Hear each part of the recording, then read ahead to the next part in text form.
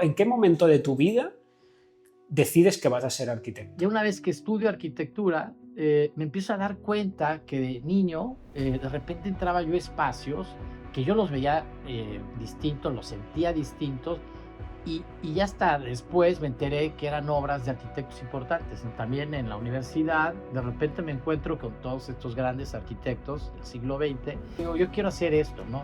Obviamente yo no sabía, no tenía la más mínima idea qué implicaba hacer concreto aparente. Entonces, pues bueno, desde ahí empieza como la conexión con el material, desde aquel momento. Digamos, esta particularidad que tiene el material, que es el mismo que está adentro, que es el mismo, ¿no?, que te encuentras, que está afuera, me parece que da una condición como de vivir en una cueva, como vivir en una escultura, Eso es, y el que, punto, ¿no? así es como yo lo siento, vivir en una escultura. Lo has definido perfectamente. Da la sensación como si estuvieras dentro de una galería. Pierdes un poco la noción del espacio.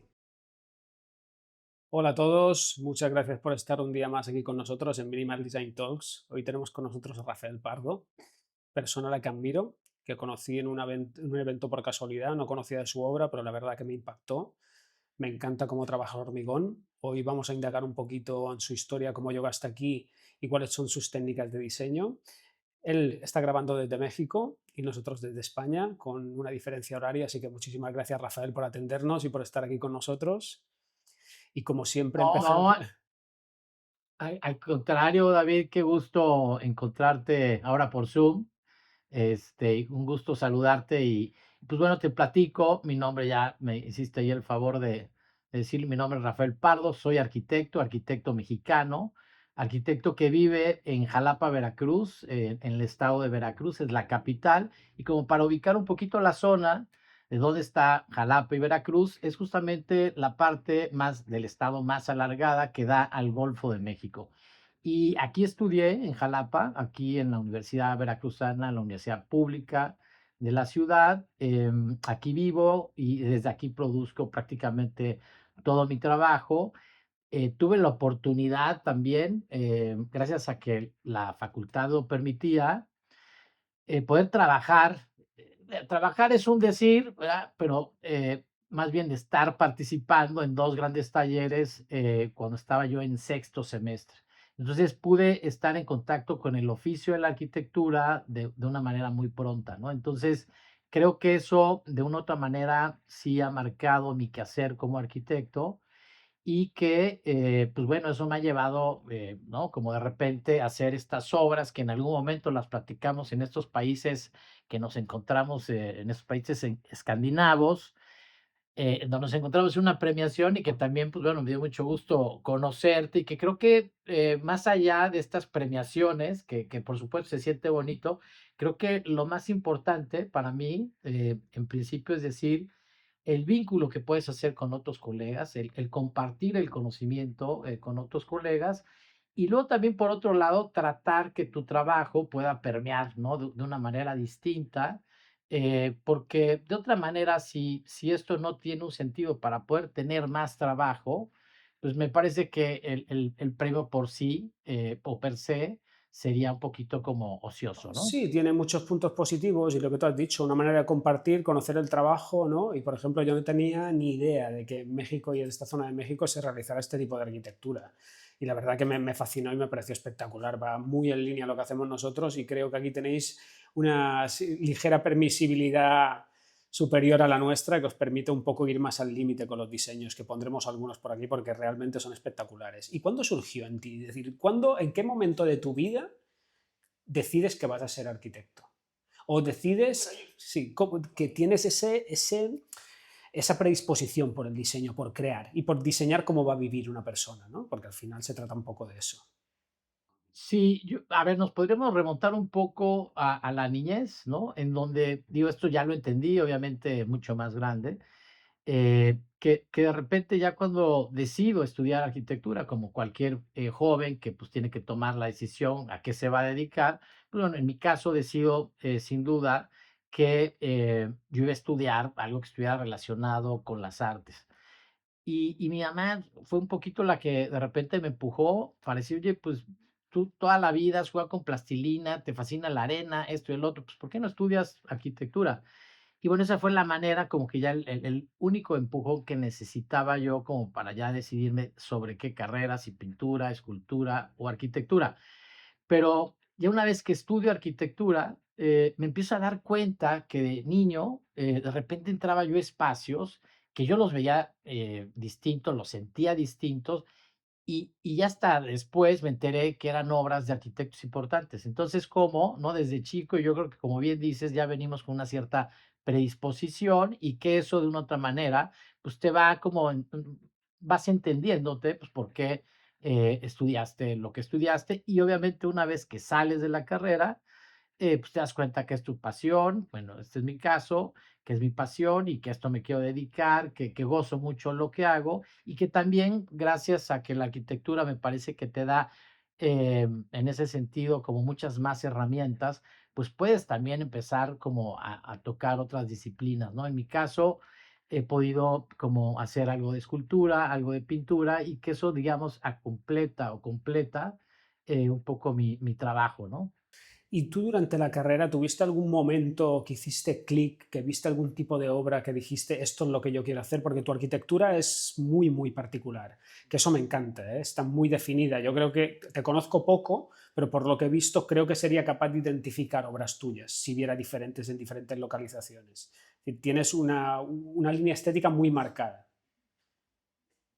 Bueno, sí, es una muy buena pregunta porque justo también en la universidad de repente me encuentro con Louis Kahn, ¿no? Y con Le Corbusier y con todos estos grandes arquitectos del siglo XX. Y digo, yo quiero hacer esto, ¿no? Obviamente yo no sabía, no tenía la más mínima idea qué implicaba hacer concreto aparente. Pues de repente, imagínate la ignorancia, yo pensé que era un acabado nada más que le dabas y ya. Entonces, pues bueno, desde ahí empieza como la conexión con el material, desde aquel momento, y obviamente ya conforme vas pasando los semestres y empiezas a indagar un poco y hacer como este investigación de qué es lo que se ha hecho en el sitio, pues te das cuenta que, o en mi caso me di cuenta que no había este sistema constructivo en la ciudad, y entonces empecé justamente con este proyecto de investigación y este sistema que puede ser muy común para la Ciudad de México, Monterrey, Guadalajara, en Jalapa y en la región, yo diría, no existía, vamos, o sea, a lo mejor había en Puebla, que es un estado vecino, cercano también a la Ciudad de México, y es una ciudad también, importante, pues, quizás había por ahí un proyecto en concreto armado, pero no tanto más, ¿no? Entonces, digamos, esta particularidad que tiene el material, que es el mismo que está adentro, que es el mismo que, ¿no? que te encuentras que está afuera, me parece que da una condición como de vivir en una cueva, como vivir en una escultura, Eso es, y el que, punto, ¿no? así es como yo lo siento, vivir en una escultura. Lo has definido perfectamente. Da la sensación como si estuvieras dentro de una galería. Pierdes un poco la noción del espacio. Es decir, la espacialidad interior, cualquier elemento que pongas, tú que ahora veo que te gusta la pintura, luce de una manera muy particular. Me parece Sí. increíble, me encanta. Sí, sí, creo que, bueno, ya hablando un poco de mis intereses, además de este material que tengo esta conexión rápidamente, pues con él, también hay que entender que todo material te da unas ciertas posibilidades, ¿no? Entonces, en el momento que tú intentas, digamos, reconocer cuáles son las cualidades de ese material, como por ejemplo el concreto, tiene, me parece que esta particularidad de ser un material sumamente resistente, en donde puedes generar claros importantes, algunos volados. Entonces, si entiendes cómo trabaja el material, creo que lo aprovechas de la mejor manera. O sea, el concreto aparente para mí, o al menos en mi obra, no es un acabado, ¿no? O sea, más bien yo hago trabajar justamente, básicamente por este interés también plástico, y que es el material con el cual me parece que me queda muy bien por estos intereses que estoy explorando con la forma, con el espacio y que solamente necesito de ese material para poder lograr todo, lograr un muro, una división, un acabado, pero que también me da la posibilidad de estructurarlo. Porque tus proyectos, tanto el interior como el exterior, es exactamente el mismo material, es decir, estás ya diseñando los acabados, es decir, el interiorismo con la propia estructura. Sí, Creo que, bueno, algo que nos diferencia, por ejemplo, con ustedes es que el clima, ¿no?, que tienen es justamente, ¿no?, como algo, pues, muy importante a considerar, de aquel lado. Aquí te platico un poco, Jalapa, promedio de, no sé, 18 grados centígrados durante todo el año. Entonces, estamos hablando que las condiciones climáticas, pues, son bastante agradables. Entonces, realmente no se requiere de un sistema de aislantes térmicos, y creo que esas reglamentaciones que no tenemos acá nos dan la posibilidad de tener mucha más libertad a la hora de diseñar y de proyectar, ¿no? Que eso también se vuelve un poco complicado para ustedes, ¿no? Porque están, creo que, muy atados de mano. Este, ajá, ¿no? Me acuerdo que escuchaba yo al arquitecto Francisco Mangado, que decía: es que, bueno, ya la arquitectura prácticamente la determina el reglamento, ¿no? Acá no, acá tenemos la libertad. Por supuesto, tenemos un reglamento de construcción, tenemos que entregar, obviamente, pues lo básico, ¿verdad? Que son estudios de mecánica de suelos, un cálculo estructural, algo que respalde lo que estás haciendo, pero al menos en términos térmicos, no tenemos como esa, pues sí, tenemos esa libertad, y eso justamente nos da la posibilidad que el material, pues, quede visto, ¿no? Tanto al Claro. interior como al exterior. Cómo definirías tu arquitectura si tuvieras que definirla? Sí, porque Híjole, sí, qué difícil pregunta, me sí, estás metiendo en es difícil camisa de once pero es que varas. es muy particular y lo tienes muy claro, porque tu arquitectura está muy clara, muy definida, y también tengo curiosidad para saber cómo enfrentaste el primer proyecto, porque al no ser habitual en tu zona, tuviste que convencer, muy bien convencido al primer cliente para poder desarrollar este proyecto, que es lo que nos pasa un poco a todos, ¿no? Pero bueno, es que es muy peculiar. Luego pondremos fotos aquí y es una arquitectura arriesgada, estéticamente hablando. Claro, bueno, a ver, te platico, a ver, primero, no creas que me aventé con la primer casa al 100% en concreto, o sea, sí fui como midiendo un poco porque había un tabú. Yo me recuerdo que yo trabajé en 2 grandes talleres de acá de Jalapa, que tienen toda esta parte muy artesanal, y que, bueno, ya la valoraba y la valoro mucho, por supuesto, pero que mis inquietudes y mis intereses estaban justamente en una arquitectura un poco o mucho más contemporánea, pero que además tuviera como esta parte plástica que me parece que debe tener la arquitectura, o al menos así yo lo creo.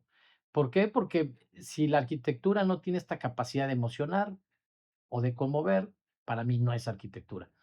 Entonces, pues bueno, empiezo justamente con este material a hacer pequeños muretes, ¿no? En donde pues yo a la gente le decía: oye, pues mira, lo que tenemos que hacer es cimbrar bien, poner la cimbra a plomo, ponerle los moños que le llamamos aquí, o los separadores, no sé cómo le llamen por allá, pero para que el muro obviamente la cimbra no se mueva y demás. Entonces empecé, digo, poco a poco utilizando el material, primero con unos muros.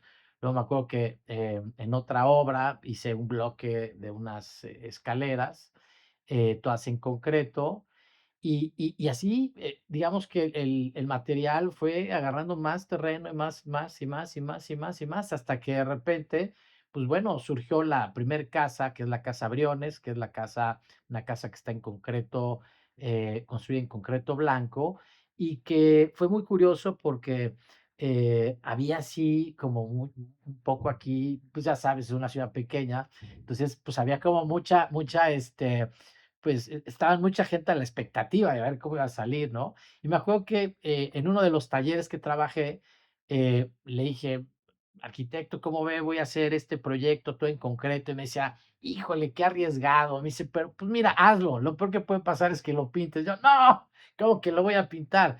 No. Entonces, eso me hizo como Ya que lo justamente pinten, estar claro, mucho, ese. eso me hizo justamente como estar más presente en la obra y estar mucho más pendiente de la obra. Lo interesante de todo esto es que ya cuando, no sé, llevaba 6 meses, 8 meses la construcción, este arquitecto me habla, donde trabajé, me dice: oye, me gustaría ver un poco Poquito que hay cómo ahí. va tu obra, ¿no? Y me acuerdo que no me dijo nada, lo único que sí es de que cuando se bajó del coche hizo así: ¿quién te está haciendo esto? No, pues yo. No, sí, pero ¿de dónde viene la mano de obra? No, pues es de aquí. No, sí, pero el maestro no es de aquí. Le digo, no, sí es de aquí. O sea, bueno, entonces, a raíz un poco, creo que de esta buena experiencia, eh, creo que hoy, sí podría yo decirlo, que sí, se ha podido hacer un poco escuela, no nada más con el personal que ha trabajado y que tiene la posibilidad, que ha trabajado este material, que tiene la posibilidad además de cobrar mejor, porque obviamente se requiere de una mano mucho más especializada. Ya no nada más es colocar el tabiquito, sino que, bueno, esto implica que puedan ganar un poco más y que también este sistema hoy me da mucho más gusto, que ya se ve, pues, por toda la ciudad y prácticamente por todo el estado. Claro, porque para los que estamos en el gremio entendemos todo, pero para el resto que no estéis tan familiarizados, el tipo de arquitectura que representa Rafael es una arquitectura en la cual la propia estructura ya es el acabado final, tanto interior como exterior. La dificultad que representa esto es extrema, es decir, ahora te haré preguntas un poco más técnicas de cómo encofráis, que vosotros le llamáis cimbrar, ¿no? A todo el apuntalamiento, al encoframiento, y para que nos hagamos la idea, el hormigón que se vierte ahí, después al desencofrar, es el acabado que va a quedar visto, ahí no hay margen de error. A eso hay que sumarle instalaciones, pasos de tubos, todo tiene que estar milimétricamente calculado porque digamos que la fase de estructura, que en una obra convencional sería la fase sucia o la fase que no se va a ver, que se reviste, aquí es el acabado final y eso para mí le da una peculiaridad, una complejidad técnica enorme. ¿No? Y ahí es un poco donde entra, pues una vez tenemos hecho esto, tenemos la casa mucho más avanzada. Pero bueno, aquí vosotros, ¿cómo trabajáis el encofrado? No sé, ¿cómo lo trabajáis? Porque aquí se suele utilizar mucho metal, ¿no? E incluso a veces se ponen maderas dentro del metal para darle un poco una textura, una forma. ¿Vosotros cómo lo trabajáis? ¿Y cómo lo hacéis el Sí, hormigón blanco? ¿Es propio sí, del sí, árido bueno, de ahí? sí, tenemos, muy cerca bancos de arena, ¿no? De esta grava también blanca, tipo caliza, pero que tiene todas las cualidades para dar la resistencia que, requiere, pues, una obra. Y hago rápidamente un paréntesis, inclusive, me platicaron, no me consta, que de ese banco en algún momento, una obra que hizo Santiago Calatrava, me parece que en Argentina, de ahí vinieron, se llevaron justamente algo de tierra, algo de agregados, ¿no? Los áridos, ¿no? Digo, Los áridos. ajá, sí, ajá. Vale, Entonces, vale. digo, la verdad no me consta, sí fue digamos, Puede, algo que puede me ser, ¿eh? comentó, Puede ser. pero no lo dudo. Ahora, siendo honesto, o sea, ahorita que me preguntas, de qué tipo de cimbra, qué tipo de madera, la verdad es de que es la madera que tenemos en la zona. O sea, si bien es cierto que el concreto no es amigable, ¿no? Aunque yo sé que ya muchas de las concreteras, le están apostando a las energías verdes, pues también hay que tratar de entender que si estamos, ¿no? Como dañando por un lado, de qué manera también podemos compensar. Entonces, para mí, el hecho de trabajar con cimbra ¿no? O esta madera para encofrar, como dicen ustedes, que sea del sitio, pues me parece que ya hay un grado de sustentabilidad. Pero además, si a eso le agregamos que toda mi obra va, modulada, porque también eso es lo que te obliga y lo que te pide también un sistema constructivo de esta naturaleza, llevar y tener una modulación. Y bueno, cuando tienes una modulación, pues esa misma cimbra se va repitiendo y entonces en el momento que también eres eficiente hay grado de sustentabilidad. Y luego también, como para ir un poco equilibrando esta balanza, empiezo a utilizar muchos materiales de la región. Aquí tenemos una piedra volcánica preciosa, que es justo un poco la que, no sé si se pueda ver en el muro de atrás, que bueno, esta piedra la tenemos prácticamente en toda la zona y que muchas veces la utilizo en algunos muros, en pisos, y que bueno, justamente voy tratando de no importar justamente materiales, no me interesa para nada tener encofrados como los que puede tener un japonés, ¿no? O sea, creo que uno debe de corresponder al sitio, a la mano de obra que tienes, y con esto no significa que por el hecho que no te quede perfecto el muro, pues no tenga esa belleza, ¿no? También está esta otra frase que decimos muchos, algunos colegas de acá, que decimos, bueno, es que nosotros pertenecemos a la belleza de la imperfección. Entonces, de una u otra manera, si la duela se movió tantito, si el Simraply se movió tantito, creo que eso también le da carácter, ¿no? La naturaleza no es perfecta, al menos, cuando nosotros sacamos una laja, un mármol, pues vemos que tienen oquedades, tienen manchas, tienen, ¿no? De una u otra manera, el concreto es eso, pues el concreto viene de una piedra, entonces, pues, me parece que, sería ilógico, al menos desde mi punto de vista, tratar de hacer una pieza como si estuviéramos haciendo una cerámica. Y la belleza de lo imperfecto del hormigón es la evolución que tiene. El propio hormigón por él mismo se mueve, dilata, evoluciona y le afecta el paso del tiempo, tanto en el interior como el exterior, la humedad, las lluvias, y eso va creando una película que para mí es lo que le da la auténtica belleza a los proyectos. Es decir, cuando han pasado una serie de años, cuando le ha afectado un poco la climatología, es cuando coge ese aspecto final espectacular.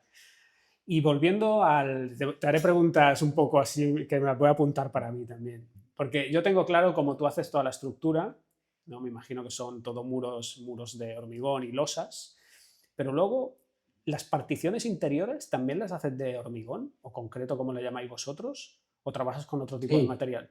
También. Sí, sí, o sea, todo es de hormigón, o sea, como que lo que trato es que, digamos, toda esta experiencia, en el momento que empiezas a recorrer la casa, empiezas, ¿no? Como a descubrir las, ¿no? Los distintos espacios, el recorrido por un lado, las dobles alturas, las compresiones verticales, horizontales, que eso van haciendo que la gente que va viviendo el lugar, pues va sintiendo cosas, ¿no? Pero que también ese material se vuelve el único, o quizás hay 2 materiales al interior, pero no hay mucho más. Creo que, siempre le he apostado a que que cuando hay buena arquitectura no requieres de tanto acabado. De hecho, por ahí luego colegas que vienen a visitar mi trabajo me dicen: "Híjole, es que qué padre que no te clavas tanto, tanto en el detalle".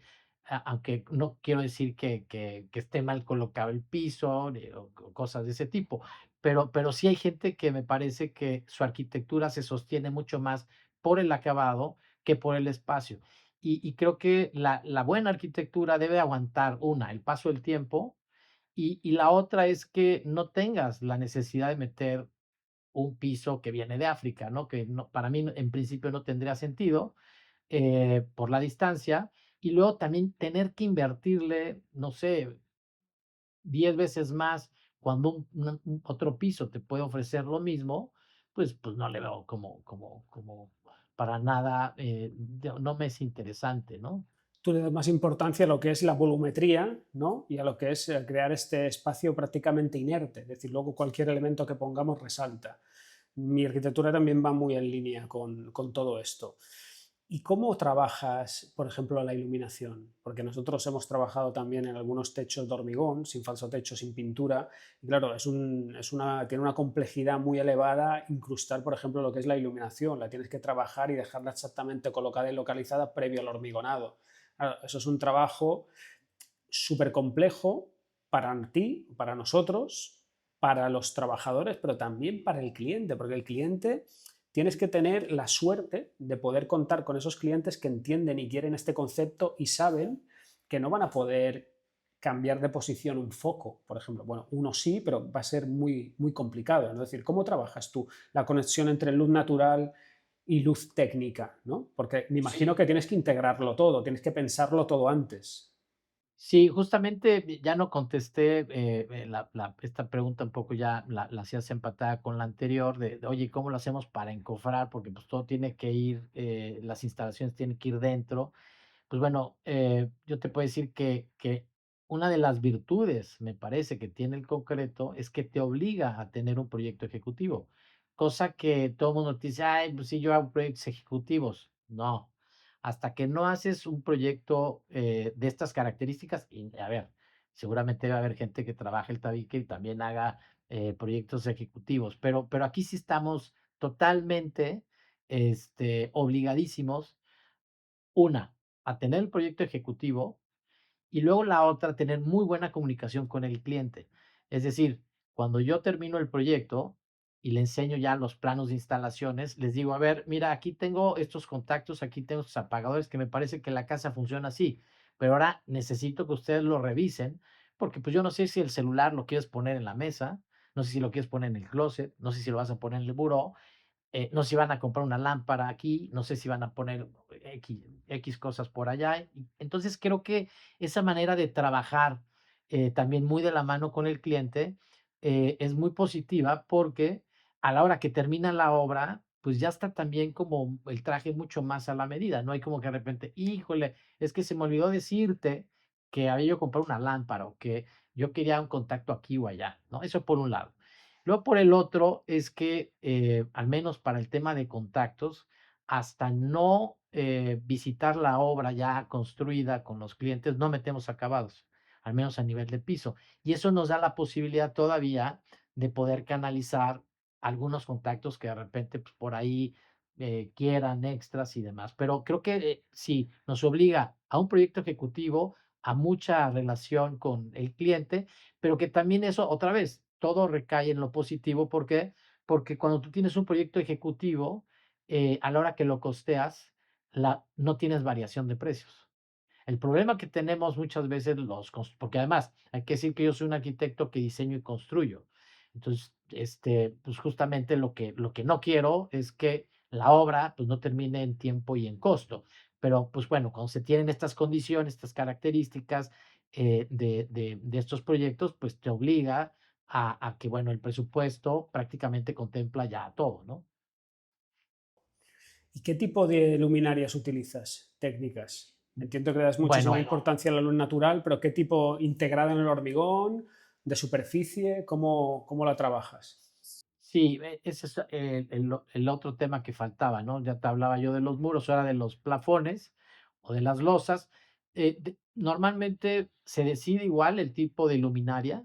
Entonces, dependiendo del tipo de luminaria, lo que hacemos es, si la luminaria no trae, por decir, un cajón para poderlo poner dentro de la losa igual antes del colado, lo que hago es hacerlo en madera.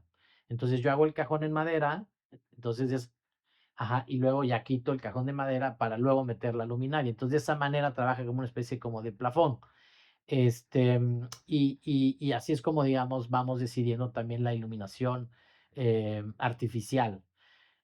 Ahora, la iluminación natural, pues también es tan importante, pues como todo lo que hemos estado platicando, así como el tema de la materialidad, del espacio, del recorrido, de las alturas, de los remates visuales. A mí, digamos que algo que también creo que diferencia un poco mi trabajo es que me toca estar ubicado en una zona sumamente privilegiada, porque imagínate, David, que Jalapa tiene a 40 kilómetros una montaña que es un volcán que se llama el Pico Orizaba, que es la montaña más alta de México y que está nevada todo el año.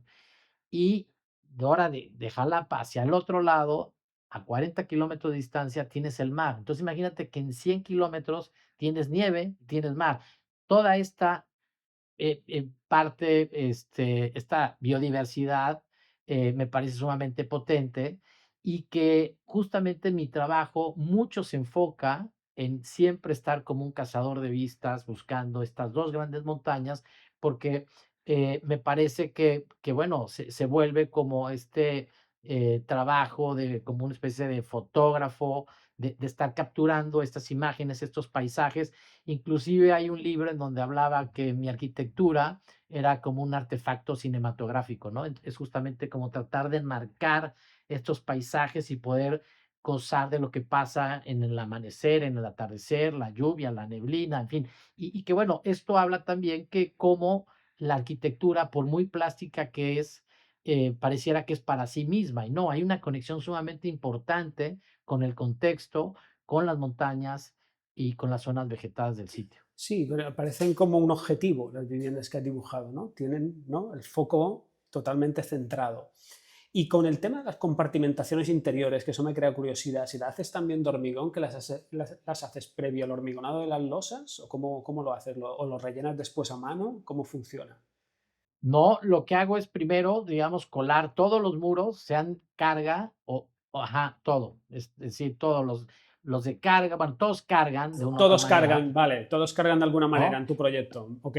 Aunque aunque obviamente hay unos que tienen una carga estructural más potente, ¿no? Es como igual la cimentación. Por ejemplo, de repente tengo proyectos que son como torreoncitos, entonces hay dos muros de carga, que ahí es donde se concentra gran parte de la cimentación, y bueno, seguramente atrás que haces un nivel más, pues habrá zapatitas por ahí que pues obviamente tendrá que tener para poder darle soporte a esos otros volúmenes. Pero sí, creo que, a ver, creo que el concreto armado hay que hacerlo trabajar, ¿no? Hay que entender que el sistema te está ofreciendo generar claros, generar volados. O sea, no tampoco que me esté yo poniendo una pistola en la cabeza, pero vamos, si vas a utilizar el tabique, pues el tabique te da otras posibilidades. El tabique o el tabique de barro te da otras posibilidades. Hay que entender el sistema, o sea, y el momento que vas entendiendo cada material, estoy seguro que cuando tomas la decisión de trabajar en concreto, en tabique, en piedra,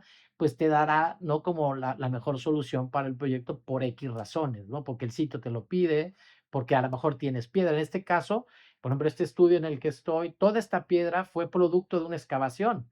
Entonces, imagínate, toda esta piedra que saqué era basura para el terreno que, bueno, para el proyecto, perdón, que iba a ser un estacionamiento deprimido, que queda a un nivel debajo de nivel de calle. Entonces, todo este material, pues que se pudo haber ido a la basura, por llamarle de una manera, o a un terreno, pues me lo quedé, ¿no? Entonces, pues bueno, ¿por qué está hecho en piedra? Pues por esa razón, ¿no?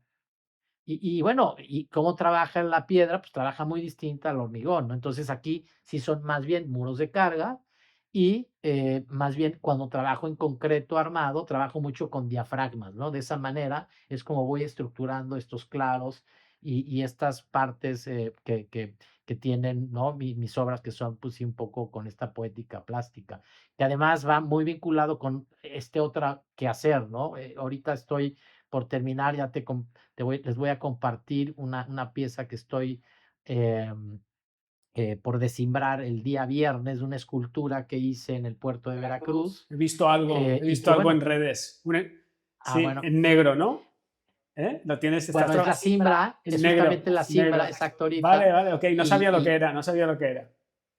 sí, y entonces, bueno, es un poco también como estas otras cosas que vamos haciendo que pues están ligadas y no, ¿verdad? O sea, están ligadas sí, pues porque al final trabajamos en 3 dimensiones, pero la gran ventaja de la escultura con la arquitectura es que no le tienes, ¿no? Que dar función. Y eso se vuelve algo sumamente maravilloso y liberador, ¿no? Porque la arquitectura, por muy plástica que sea, tiene que funcionar. Tiene que funcionar, está claro, tiene que adaptarse.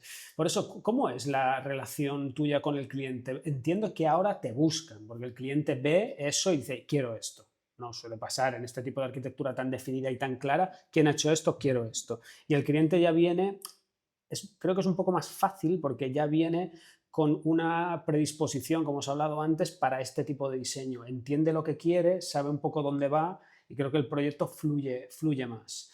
Pero en cuanto a lo que es el interior, tú has hablado que tú tienes unas limitaciones propias del hormigón, pero lo que es parte del mobiliario, ¿también lo realizas en hormigón? No, el mobiliario no es de hormigón y a veces, ¿no? Me invitan los clientes a participar en la parte del interiorismo. La verdad es de que por lo regular no te invitan a hacer como además el interiorismo, pero sí al menos lo que yo pido es, ¿saben qué? Pues de lo que van a escoger, pues al menos consúltenme, ¿no? Yo les voy a dar las medidas que tiene que tener el mueble y entonces mándenme fotos de qué sala les gustó, qué comedor, y ya vemos cuál es la menos peor, ¿no? Y luego hay clientes, Ya, ya, claro, ajá, claro, claro, sí, sí, sí, está sí. claro, está claro. Y luego hay clientes que son, ¿no? Que tienen toda esta sensibilidad, y que, pues sí, tienen muy buen gusto. Entonces, te encuentras un poco de todo, pero bueno, se trata también un poco de asesorar, aunque no nos contratan a veces al 100%. Y el tema de la carpintería, porque entiendo que al ser todo hormigón y crear este volumen inerte tan minimalista y tan pulcro, prescindimos de juntas, rodapiés, encuentros y por supuesto de tapajuntas. Todo el sistema de carpintería, ¿cómo lo trabajas? Es decir, ¿que creas algún sistema de marco oculto con anclajes metálicos al hormigón? ¿Cómo lo haces? Sí, o sea, el diseño de carpintería también lo hacemos en la oficina y eso ya más bien sí lo subcontratamos, ¿no? Lo que hacemos a veces es si la obra es grande, a veces hago por partidas, a ver, pues no sé, los closets los va a hacer un carpintero, las puertas las va a hacer otro carpintero, ¿no? ¿Por qué? Porque normalmente no tenemos como empresas Ya. que quizás ustedes puedan tener allá, entonces aquí se vuelve como un poquito más artesanal, entonces para poder terminar en tiempo y en forma, sobre todo en tiempo, pues empiezas a involucrar un poquito más de talleres y de esa manera, pues tú les das el tipo de madera, el acabado que quieres y los dos empiezan a trabajar de manera conjunta y sales perfectamente bien Y sin y en tapajuntas ni presupuesto. marcos, ¿no? Directamente contra el hormigón, ¿no?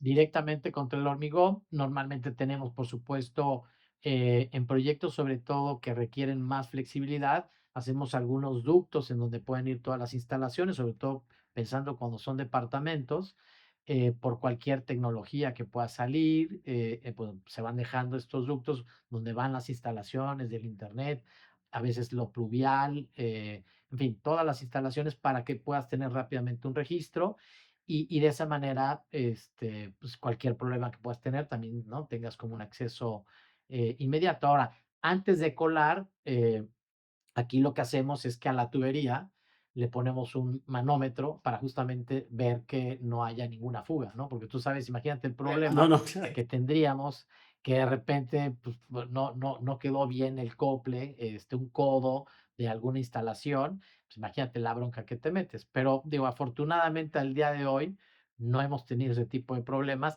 De lo que sí me he topado es que a veces por piso el carpintero no te avisa, mete un clavo, cree que pues lo vas a correr, que lo, ¿no? Que le vas a descontar, no te dice, él medio tapa a veces los tubos, de repente dices, oye, pues ya que colocaste el piso, ¿y por qué hay agua? ¿No? O sea, ¿qué pasó acá?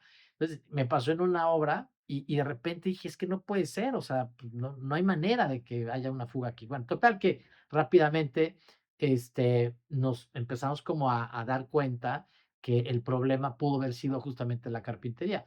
Empezamos a levantar algunas piezas de madera y nos dimos cuenta que efectivamente el carpintero le había dado un llegue al tubo, lo había tapado, pues, a como él entendió, y, pues, ahí estaba el problema. Y gracias, ¿no?, que a eso, pues, bueno, se resolvió muy fácil, ¿no? Sí, y el hormigón tiene peculiaridades para mí muy positivas, diría que es mi material favorito, pero tiene algunas negativas también, como una reparación prácticamente siempre se ve, no puede pasar desapercibida, porque el hormigón de un día para otro al vertirlo pues cambia ligeramente sus peculiaridades, de un camión a otro pues simplemente cambia y se ve. Yo aquí tengo un buen amigo arquitecto que dice que terminar un proyecto, una obra es casi casi un milagro, ¿no? Porque aquí tardamos muchísimo. Mucho. Coincido, Entre licencias, coincido. sí, aquí también, ¿no? Porque te iba a preguntar un poco por los tiempos, ¿no? Porque aquí la burocracia, como ya sabes, es muy compleja, pero realizar las obras requiere de mucho, mucho tiempo y es un desgaste enorme. ¿Qué tardáis aquí en hacer una obra de este tipo? ¿Cuánto tardas? Pues mira, una casa de, no sé, 800 metros, que ya son como las casas, yo diría, más grandes que he hecho, porque digo, se ven grandes, pero, y no es que están pequeñas, pues, pero a lo que quiero un poco llegar es de que, digo, sabemos que en muchos otros lados hacen casas 3, 4, 5 veces más grandes, lo cual se me hace una locura. Creo que así como hay mínimos en la arquitectura, deberíamos de también tener máximos, Sí, sí, no tienes cosa sentido. que no está regulado. Cosa que no está regulado, pero bueno, y bueno, en ese sentido yo sí tengo como un máximo, ¿no? Pero una casa de 800 metros, que sería ya así como algo muy grande para mí, eh, yo diría que, pues, entre un año y medio, a 1 año o 2 meses es como un buen tiempo para terminarla, sin prisas, obviamente contando con toda la facilidad económica, y terminando la casa con buena carpintería, con buena ejecución de la cancelería, en fin, sí, sí, yo creo que ese sería más o menos el tiempo. Aquí tardamos más o Sí. menos un Y a poco. veces y a veces también hay que decirlo, David, que de repente puedes atrasarte 1 mes, 2, 3 meses más, ¿no? Y que, cómo también se vuelve uno mañoso para, pues, cómo ir convenciendo al cliente, porque a ver, si si te vas a tardar 2 meses más, 3 meses más de lo que elegiste al cliente, inclusive 4 meses más, pues, ¿qué más da? Si van a vivir toda su vida. O sea, si lo pones en la línea del tiempo y ellos van a vivir ahí, no sé, 40 años, 50 años, ¿cuántos son 3 meses? ¿Qué implica 3, 4 meses más? Nada. Me la apunto Y eso, esta, y eso sí, me la apunto. No sé si me va a funcionar, pero me la guardo, me la guardo. Ya veremos. Ya te sí, sí, contaré. hay que de repente platicarlas estas porque creo que hay muchas que de Buena, repente buena. sí funcionan. Visto así, sí. Visto Y, y así, como lo explicas, sí. Pero sí que es verdad que juegas con una ventaja, que se nota que te encanta lo que haces y se nota que tú sabes que el resultado va a ser espectacular. Y al final un proyecto es como una montaña rusa, ¿no? Llega el proyecto, mucha alegría, se termina, ya estás un poquito cansado, luego esperas un poquito licencia, luego se empieza a un poco rápido, rápido, rápido, luego baja, se empieza a retrasar un poquito y luego viene el clímax, que es cuando está terminada, ¿no? Que al final ves cuando el cliente, una persona que no ha visto la vivienda, entra, empieza a mirar, ve esa sensación del espacio, eso no tiene precio, ¿no? Esa sensación es única. Yo creo que eso al final es lo que valida tu trabajo, que todo vale la pena. Al final, cuando sale el resultado esperado, vale la pena. O eso al menos es lo que yo pienso. Me imagino que tú tienes la misma sensación.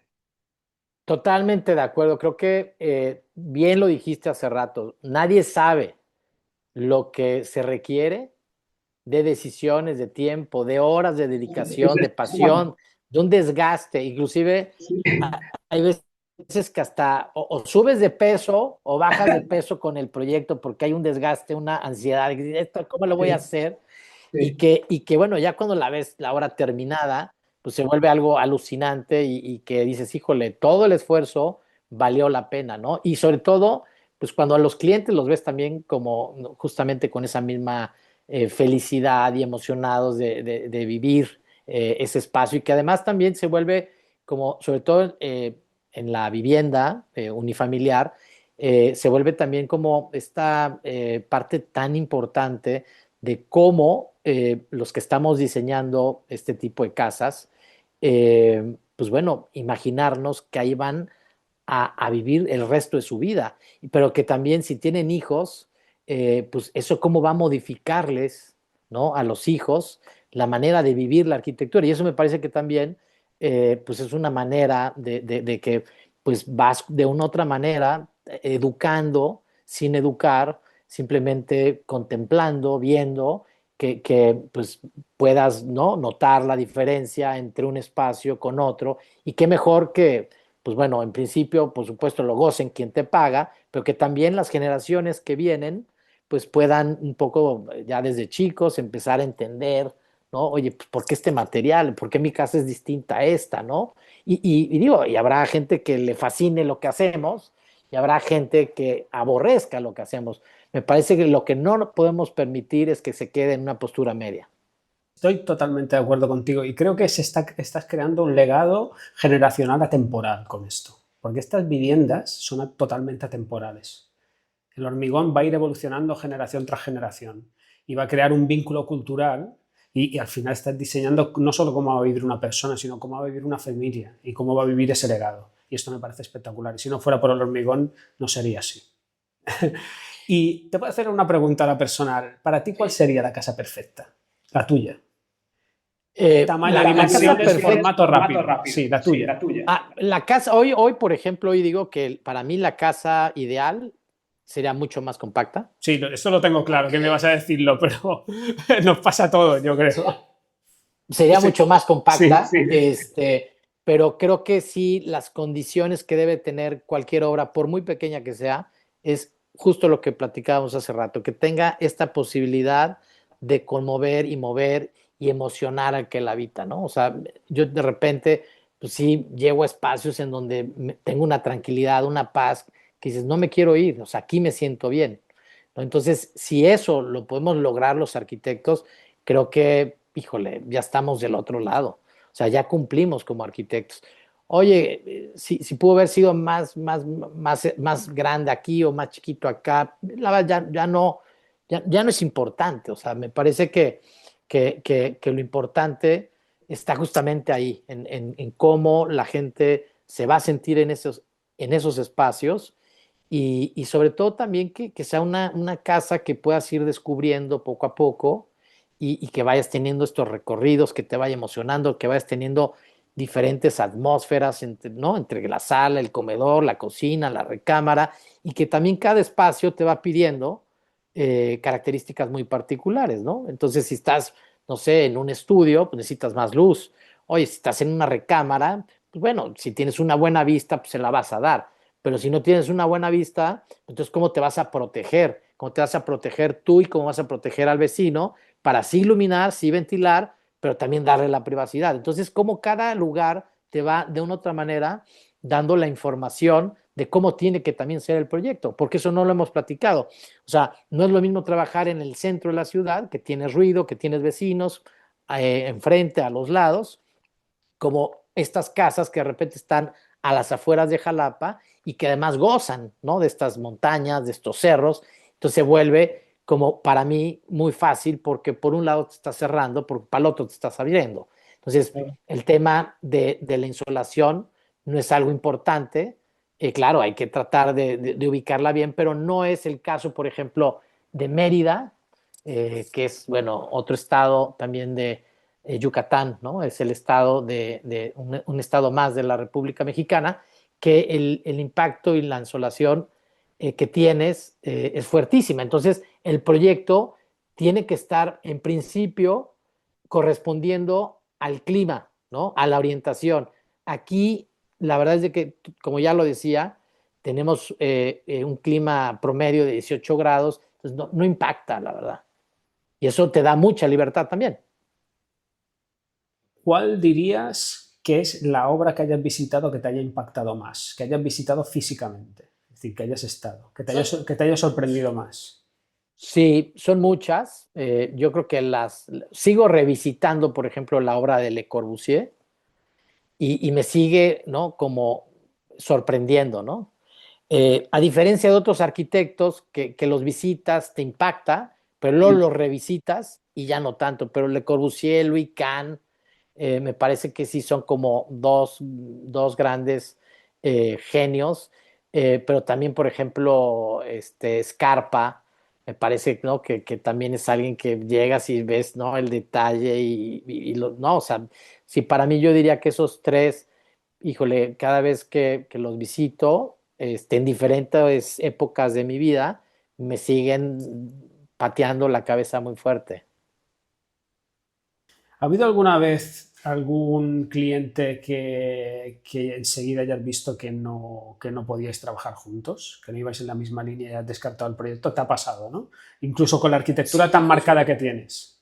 Sí, de hecho, ajá, han sido pocos porque como bien comentas, algo que creo que es importante comentar es que yo desde que salí de la carrera sabía perfectamente bien lo que quería hacer, ¿no?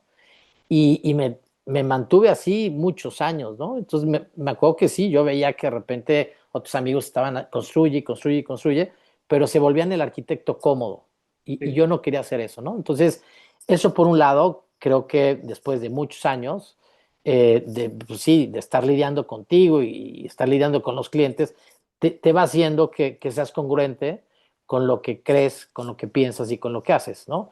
Y entonces llega un punto en donde, ya comentabas, la gente te empieza a buscar por lo que sabes hacer. Entonces sí me han tocado solamente dos clientes que uno de ellos, un amigo, que me dice, oye, es que mi esposa quiere que tú nos hagas la casa, ¿no? Y perfecto, pues vamos a hacerla. Entonces arrancamos el proyecto y yo me di cuenta, pues, a ver, ya estas canas no son de a gratis, ¿va?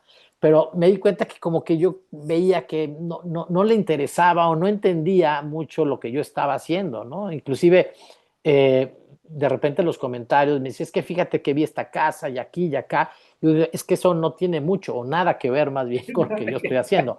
Entonces, la verdad es que hicimos como dos, tres intentos y ahí sí fui como muy sincero. Les dije, a ver, no estoy entendiendo, porque también hay que ser respetuosos, no estoy entendiendo qué es lo que quieren y también pues creo que lo más honesto es decirles que no estoy pudiendo con su proyecto.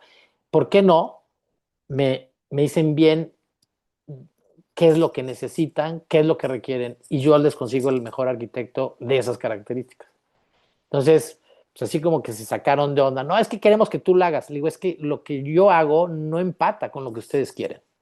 O sea, yo agradezco que tengan la confianza, pero no van a ser felices ahí. O sea, ustedes están buscando otro tipo de arquitectura, arquitos, columnas, cosa que yo no sé hacer, no soy bueno para eso. Entonces, el ser honesto te quita muchos problemas, ¿no? Entonces, es como pasarle la papa caliente a otro. Entonces, Sí. sí. No, y aparte el tiempo que le vas a tener que dedicar y energía a un proyecto. Porque es lo que hemos hablado antes, un poco la luz al final del túnel es ver la obra terminada, ¿no? Y que todos estén contentos y tienes esa satisfacción personal. Si tienes que pasar por todo el proceso y encima que desvirtúe tu trabajo, que no tenga nada que ver con lo que tú haces habitualmente, pues imagínate, se convierte casi casi en un infierno. Es decir, el milagro no tiene un final, no tiene un final feliz. Sin duda, sin duda. Yo creo que ahí también los arquitectos tenemos que ser muy responsables de, de, de, de tener esta sensibilidad y esta capacidad de decir, estos cuates, o sea, va a acabar mal la obra, ¿no? Y también hay que entender que pueden ser, en la mayoría de los casos, yo diría, que es el patrimonio que tienen y que muchas veces es el patrimonio que han juntado durante varias generaciones, ¿no? Y que de repente pues les hagas algo en donde van a vivir frustrados y que para ti puede ser una muy buena obra, ¿no? Y puede estar muy bien resuelta la obra, pero si no es lo que están buscando, híjole, me parece muy poco ético que pues con tal de tener trabajo, con tal de llevar la obra, pues les hagas algo que pues, no van a ser felices ahí. Y eso sí creo que lo podría yo decir públicamente, que hasta ahorita no ha habido un cliente que me haya, pues, no sé, reclamado, oye, sabes que la casa no me gustó, no estoy contento. O sea, afortunadamente podría decir que inclusive clientes que no eran amigos se han vuelto amigos, me he vuelto padrino de sus hijos. Entonces creo que sí de una otra manera pues bueno, ellos te escogen bien y tú también escoges bien. Y que esa es la otra, los arquitectos estamos como muy acostumbrados a que pues, el arquitecto, perdón, el cliente nos tiene que escoger, pero también tenemos nosotros la posibilidad de nosotros escoger al cliente, es decir, este no, porque este me va a transar, este cuate no le va a gustar lo que le voy a hacer y esto al rato pues, se vuelve un problema para los dos. Pero bueno, por ahí un poco, sí. No, no, es así, es así. La vida es muy corta para hacer muchas cosas bien. Creo que hay que especializarse y tú lo has hecho, lo has tenido claro, lo has tenido claro. Um, ¿Cuál ha sido la obra que para ti sea la más importante o la que te haya marcado más, no por volumen, ni por envergadura, ni por trayectoria? Puede ser por cualquier peculiaridad, pero siempre hay alguna obra que nos ha marcado un poquito de alguna manera. Muchos es la primera, algunos es la última. Muchos no quieren contestar a esta pregunta. No lo sé, supongo que tú lo tendrás en mente. Mira, yo creo que todos tenemos sin duda siempre una obra favorita, nada más que Sí. no queremos decirla. Y en mi Por caso no eso, tengo por ningún eso. problema en decirlo, efectivamente, bien, bien lo dices. Me gusta. Mira, creo que el proyecto de Flavia es un proyecto muy chiquito que está en el centro de la ciudad y que en la parte baja tiene una galería de arte contemporáneo de mediano y pequeño formato y está distribuido en dos niveles y en el primer nivel un café de especialidad. Jalapa estamos rodeados de café, entonces la actividad principal o natural de la ciudad, dado que no somos una zona industrial, sino más bien somos una zona, más bien una ciudad, perdón, cultural, donde hay muchas universidades, tenemos la primer sinfónica del país. Tenemos una escuela de jazz importante, tenemos una escuela de artes plásticas muy importante, tenemos de los grandes ceramistas del país y yo diría que inclusive hasta del mundo. Entonces tenemos aquí en Jalapa. Entonces, para que más o menos entiendan cuál es la dinámica y cómo es Jalapa y sus actividades, pues eso va definiendo mucho, este, eh, pues sí, a su gente, su arquitectura, el gusto por el café, y que bueno, regresando un poco a Flavia, me parece que este pequeño espacio que se tiene a nivel de calle, que es como una gran vitrina, se ha vuelto un pequeño epicentro cultural desde la iniciativa privada. Es un proyecto que dos amigos pintores y un servidor nos echamos el paquete de hacer este proyecto de esta galería que se ha vuelto, más allá de una galería, más bien un epicentro. ¿Por qué? Porque, por supuesto, hay exposiciones, cada 2 meses, cada 3 meses, estamos haciendo cambio de artistas y vamos moviendo obra que principalmente es pintura, pero también ha habido escultura de pequeño formato, y que hemos tenido catas de café, pero hemos tenido también presentaciones de libro, hemos tenido conciertos de jazz, hemos tenido conciertos también de música clásica, hemos exhibido trabajos de laudería, tenemos grandes lauderos acá. Entonces, creo que ese espacio que es tan pequeño ha generado muchas cosas positivas, se ha también como permeado mucho a la ciudad, porque hay que decirlo con toda claridad, creo que las instituciones cada vez le están apostando menos a la cultura y creo que estamos obligados también desde la iniciativa privada a apostarle más a los espacios para la cultura. Y creo que por esa condición me parece que es un proyecto que es sumamente potente y no por su arquitectura, sino por lo que sucede dentro de ella. Me alegra que me hayas respondido esa pregunta. Creo que lo tienes claro. Llevamos más de una hora hablando, te voy a hacer unas preguntitas finales para terminar, ¿vale? ¿Qué importancia tiene para ti el dibujo a mano alzada cuando empiezas un proyecto? Es decir, ¿cómo lo conectas? Es decir, tú tienes una idea y esa idea cómo empieza a plasmarla o cómo la transmites al resto del equipo, ¿no? ¿Cómo lo haces? ¿Cuál es tu proceso? Sí, sí, el proceso yo creo que es, ¿no? Como el de gran parte de los que nos dedicamos a esto, pues arrancamos siempre con un boceto, todo a mano. Ya te platicaba que me gusta mucho dibujar, inclusive eh, parte de la frustración que a veces tenemos los arquitectos, dado a que no tenemos proyectos todo el tiempo, Sí. pues creo que una manera de sacar, ¿no? Esta parte creativa, esta parte emocional que traemos, pues es justamente que me pongo a dibujar. Entonces, sin lugar a duda, pues bueno, el proceso, cuando arranco algún proyecto de arquitectura, pues me pongo a dibujar y a dibujar y a dibujar y a dibujar, me pongo a hacer maquetas y maquetas y maquetas, y todo esto que se vuelve mucho más sensorial es como el inicio y lo más importante para mí de la arquitectura. Con esto no quiero decir que no utilice herramientas o ciertas tecnologías como el AutoCAD, imágenes virtuales, maquetas virtuales, creo que son buenas herramientas también, pero que hay que entenderlo que una no suple a la otra. Creo que al contrario, entre más herramientas, entre más puedas someter tu proyecto a más procesos, seguramente el resultado será mucho mejor, ¿no? Entonces, sí, inicio mucho dibujando. Ahorita, por ejemplo, estoy haciendo, hace rato que platicabas sobre cómo vas manipulando la iluminación natural. Tuve el encargo de hacer, bueno, estoy haciendo una capilla. Y lo primero que me imaginé es cómo voy a atrapar la oscuridad, ¿no? ¿Cómo la voy a atrapar? Entonces, ya que generé toda la volumetría de esta capilla, que es una maqueta bastante grande, el tamaño de una mesa de ping-pong, donde me puedo meter. Entonces, ya que está totalmente oscuro, empiezo justamente a ver dónde voy a perforar para que la iluminación baje de una manera pues bella y que no llegue al lugar preciso, pero imagínate qué interesante que Espectacular. pues metes la Me cabeza, encanta. ves la volumetría, está totalmente oscuro y entonces la luz las Genial. empiezas a trabajar Espectacular. de esa manera, sí. Me encanta. Este, y esos son un poco mis procesos que, pues bueno, esto me lo pidió, por supuesto, esta capilla, pero primero fue trabajar con la oscuridad, ¿no? Cerrar todo.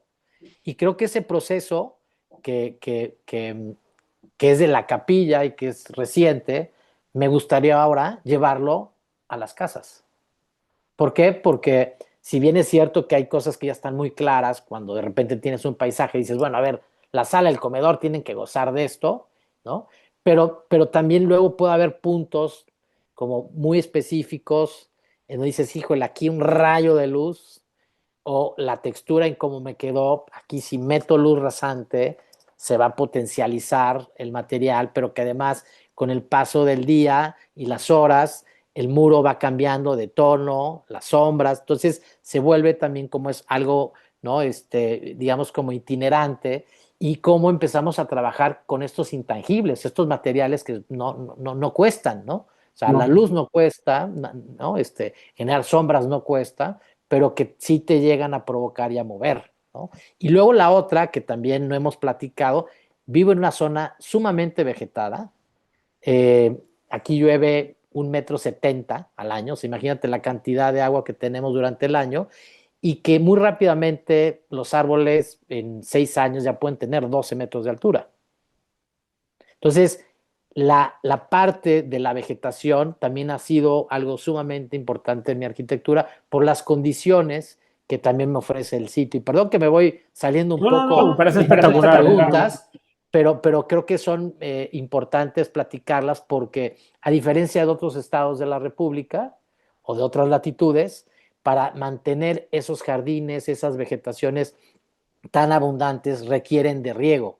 Aquí no necesitas absolutamente de nada, simplemente plantar, cuidar, y con eso es más que suficiente. Y se vuelve pues, algo sumamente potente porque hay obras que inclusive, por ahí les voy a compartir algunas fotos, que ya la vegetación ya tiene más presencia que la obra. Entonces imagínate qué He visto belleza, alguna espectacular.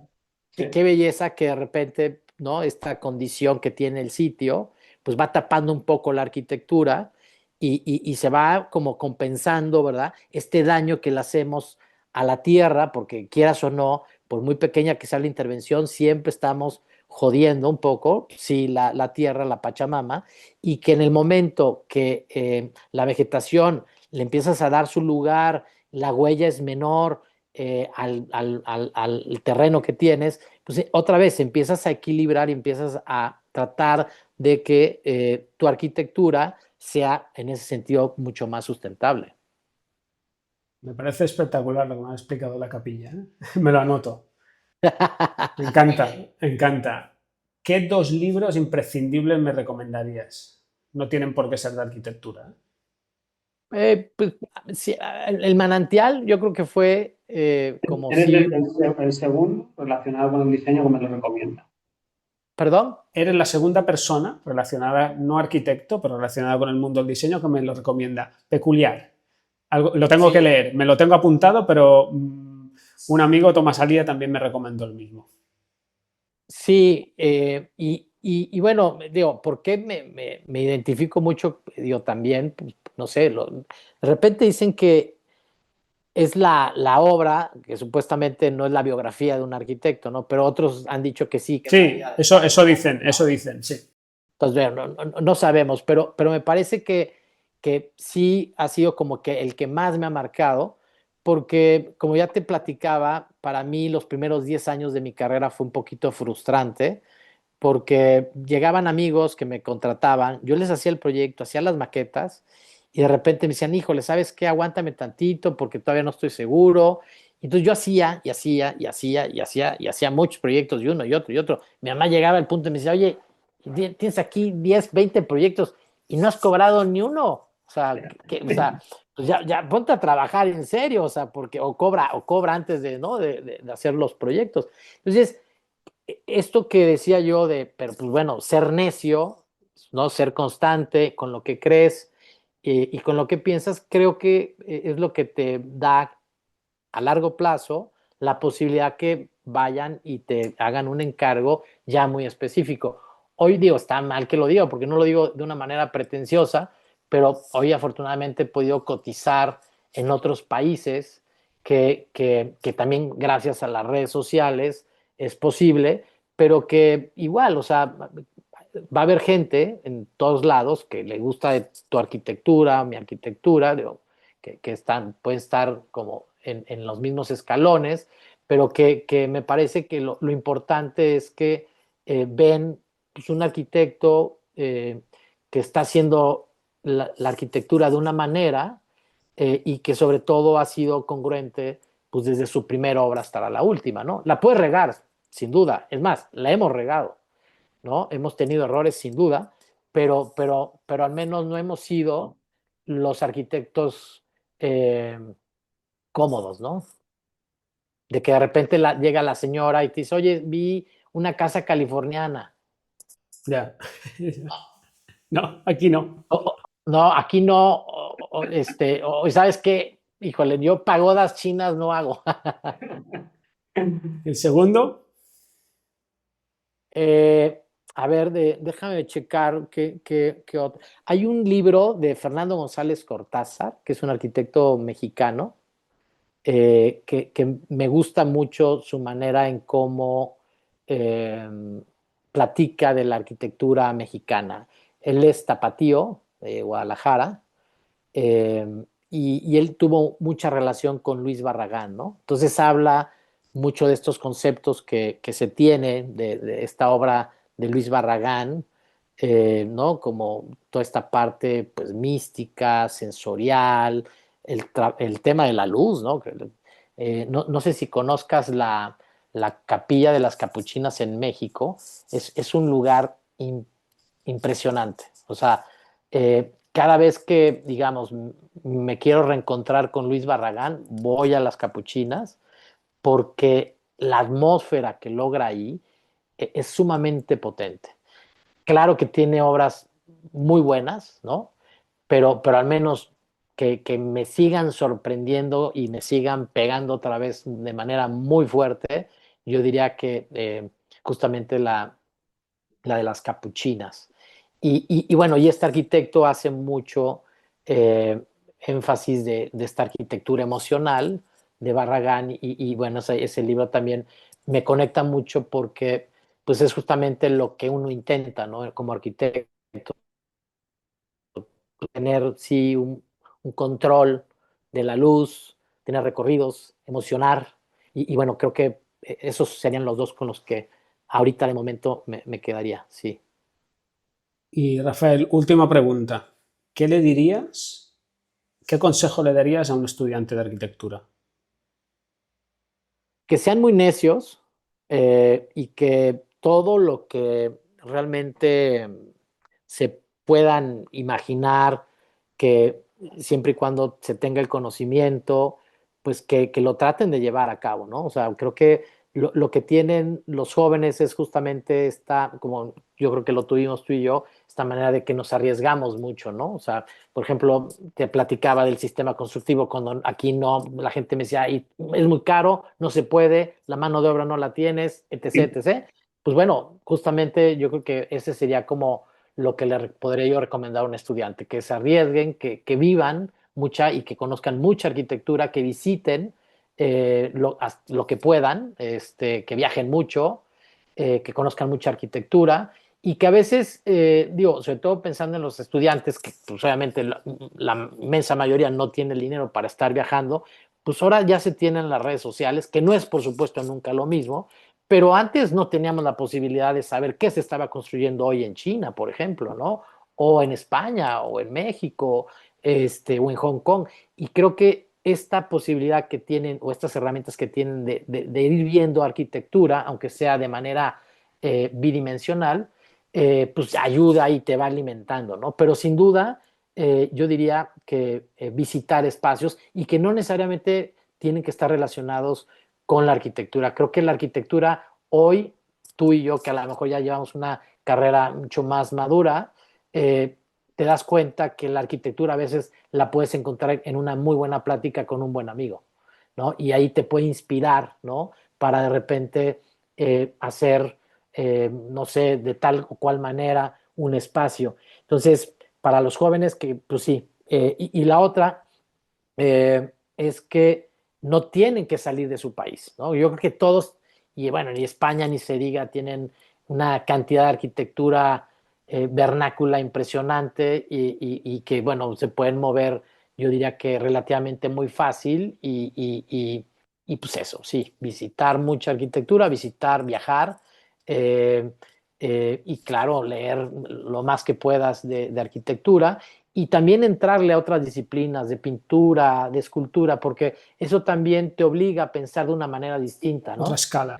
Por ejemplo, en mi caso que ahora he estado con esta otra etapa o estas otras etapas de hacer escultura, me hace entender la geometría desde otra postura, ¿no? Y entonces entender la proporción, la escala, eh, desde ese, digamos, desde ese escalón, pues también seguramente algo me da para la arquitectura. Así como la arquitectura me da algo para la escultura seguramente me dará para la pintura también. En fin, creo que hay que tratar de someternos a muchos procesos. Eso también creo que sería muy bueno para los jóvenes, que se expongan mucho a muchos procesos, ¿no? Que vayan a un taller de ceramista, que vayan a visitar un taller de un herrero, de un carpintero. Creo que todo eso, de una otra manera, te va haciendo que vayas nutriendo mucho tu conocimiento. Pues muchísimas gracias, Rafael. Me ha encantado. Estoy seguro que habrán quedado fascinados. Pondremos imágenes de tu obra. Muchísimas gracias por dedicarnos este tiempo y enhorabuena por tu trabajo, que es espectacular, sinceramente. No, al contrario, David, qué gusto encontrarnos ahora en pantalla. Me ha encantado. Pero igual y espero prontísimo, pues ya podernos encontrar, no sé en dónde, si por allá o por acá. Vendré a verte, quiero ver ese hormigón. Bueno, ya, perfecto. Muchísimas Pues gracias. un abrazo y muchas gracias. Igualmente, cuídate, cuídate.